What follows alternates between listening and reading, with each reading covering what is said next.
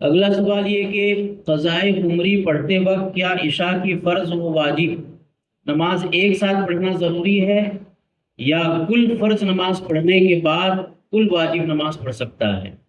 رہنمائی فرماتے ہیں۔ اگر یہ شخص صاحب ترتیب نہیں ہے تو کل فرض نمازیں پڑھنے کے بعد وہ وتر کی یعنی واجب نمازیں ادا کر سکتا ہے۔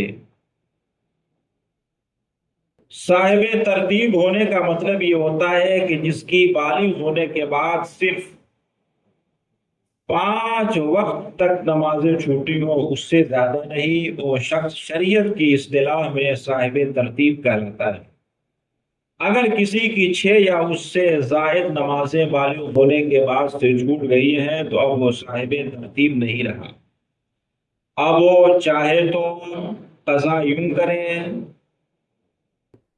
کہ فجر کی نماز پڑھے، پھر ظہر کی، پھر عصر کی، پھر مغرب کی، پھر عشاء فرض اور اس کے بعد وتر، اور چاہے تو یوں بھی پڑھ سکتا ہے کہ تمام فجر کی نمازیں ایک ساتھ پڑھ لے، پھر ظہر کی نمازیں ایک ساتھ پڑھ لے، پھر عصر کی، پھر مغرب کی، پھر عشاء کی تمام فرض پڑھ لے، اور پھر وتر کی تمام نمازیں پڑھے گا۔ اگر وہ صاحب ترتیب نہیں ہے تو جس طرح وہ چاہے گا پڑھے گا۔